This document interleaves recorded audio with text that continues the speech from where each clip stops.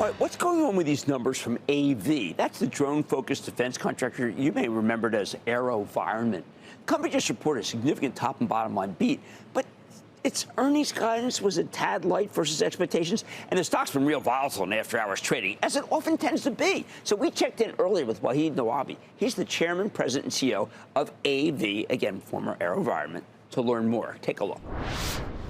Mr. Nawabi, welcome back to Mad Money. Great to be with you, Jim. Thank you for having me. Thank you, Wahid. Once again, Wahid, I've got to tell you, I look at the release. You've got a big top-line beat. You've got 87% increase in some of the key things I like, the loitering munition system. Nice bottom-line beat. Market seems to be a little unsure about what's going on. Perhaps it's the goodwill impairment. But to me, this looks like you are more positioned better than I've seen you in all the years that we have talked together. Precisely, Jim. We're in an inflection point. We have delivered outstanding results. We're entering fiscal year 2026 with a incredible backlog, over $750+ million. We're setting our targets again in our guidance for between $1.9 and $2 billion in revenue. We delivered over 40% quarter over quarter, last year's fourth quarter versus this year's fourth quarter results in terms of top line, strong profitability. We have purpose-built this company for the critical strategic priorities of the U.S. national security and our allies. And we're just getting started, and the future looks really bright for our company. All right, last time we spoke, you were doing the Blue Halo deal. That is now closed. I think there's a little confusion to the analysts about what it means right now. But give me a sense of how it's doing versus when we spoke when you did the deal first. We're incredibly excited about that. We successfully closed the Blue Halo acquisition. Now we are essentially on all the critical domains of modern warfare: air, land, sea, space, cyber, and maritime. And so we have a solution set that is leading. We have the production capacity that is desperately needed. The demand in the United States as well as abroad is huge.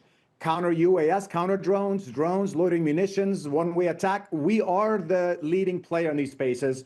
And Blue Halo has given us a tremendous complementary set of capabilities to meet our customers' needs in the next 2 to 5 years. Well, let's talk about the key thing that I feel. I really want to get a line on this. This counter-drone technology that you got. I think that we now realize from what we've seen in the Mideast, from what we've seen in Ukraine, counter-drone technology may be the most important area that our country needs. What do you have there for us? Absolutely. So one of the key reasons we acquired Blue Halo is because they have developed one of the leading layered approach to a counter drone technology. They don't have just one point product. They have detection systems, RF jammers, even directed energy lasers, where you can actually shoot down drones at a much, much lower cost than what we can do it today. Today, we're shooting down a $50,000, $100,000 Group 2 drone with a $2 to $3 million missile. The solution is not economically scalable. We have the solution that's operationally deployed, that you can actually kill a drone or drop a drone from the skies with a small package of directed energy, lasers. And essentially, it could allow us to reduce the cost of this economic equation from millions of dollars per kill to basically a few dollars per kill. Well, this is great. So that's the solution. Our country is gripped by the idea that we're spending tens of thousands of dollars on drones, and they're using $500 Iranian drones, and those drones are superior. This is clearly no longer the case. That's not the case. We have the technology, we have the capability and products that we could produce now and deliver. In fact, some of our products are being deployed today in conflicts that are out there. Number two, we need to protect every airport, critical infrastructure around the entire country. This is a massive, large, long-term opportunity, which we're leading, and we're excited about the Blue Halo acquisition because of that as well. I'm glad you mentioned that, because on slide 10 of your most recent deck, and this is a deck that dates back, well, because I don't have your new one. This is a May 2025 one. You actually mentioned the term Golden Dome. Leaders start work on Golden Dome. Are you doing our equivalent of the Golden Dome in our country? Jim, we have many of the pieces of the puzzle for a effective and successful adoption and implementation of the Golden Dome. For example, we're currently the winner of a $1.7 billion program record with the Space Force to modernize the laser communications and directed RF communication of all of our satellites in the space. The same technology is critical and essential to a Golden Dome solution. We have the software solution and AI capability to that. We have the lethality and kinetic capability, directed energy solutions, counter drone solutions. All of these things that we have fits into the overall priorities of the U.S. Department of Defense as well as the Golden Dome. Okay. We are here ready.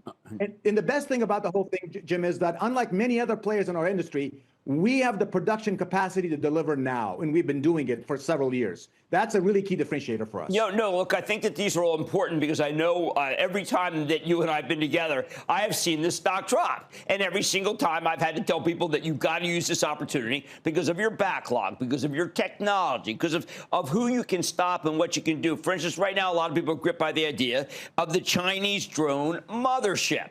This is the mothership that's filled with so many drones that they're going to overwhelm our country. When I listen to you, I think that perhaps it's overdramatic to state that that would be doing that. Very much the case. I mean, the capabilities that we have, we've purpose-built our company to meet the needs of our defense industry, our national security, and our allies.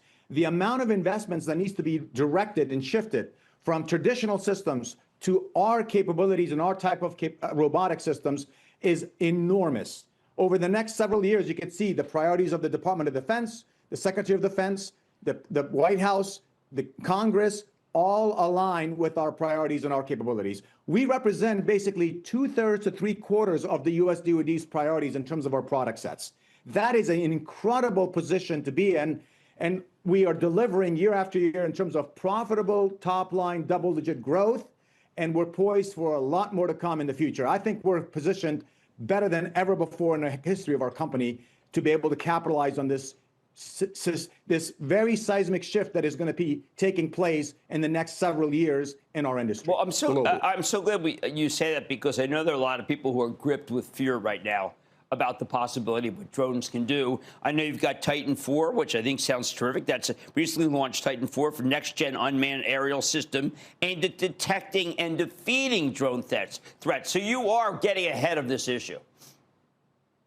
We have the most capable solution out there that is being deployed today operationally, that is a layered approach to counter UAS or counter drones. First is the detection, then RF jamming. That's the Titan 4 product that we announced. And then it's directed energy. And then if all those do not work, eventually you can also get to a kinetic defeat system, which is a switchblade or a high-speed, high-velocity weapon system, such as our Freedom Eagle 1, which is right now poised for a program of record with the U.S. Army. So absolutely, we have the solution set to be able to address these issues. We have selectively and deliberately have invested in areas over the last decade to enable us to be in a position that we are today. We're very fortunate because we made the right decisions to position ourselves to be in a great position for the prosperity that is going to be coming our way in the next several years in our industry. Well, I know I care about the stock, but I'm also an American citizen. I care about what you said about the strength that you may be bringing to us for something that, again, has many people concerned because it's just so prevalent when we read about Ukraine, when we read about the Mideast. And again, I also think that you are perfectly positioned for this moment. All you did during this interview was make me feel even strongly about that position. That's Wahid Nawabi. He's the chairman, president, and CEO of AV. We've seen the stock go down before. What do I tell you to do? It won't be any different this time. Thank you, Wahid. Good to see you. Thank you, Jim. Wonderful. Mad Money with you. Mad Money back here. Don't miss a second of Mad Money. Follow @Jim Cramer on X. Have a question? Tweet Cramer. #MadMentions. Send Jim an email to madmoney@cnbc.com or give us a call at 1-800-743-CNBC. Miss something? Head to madmoney.cnbc.com.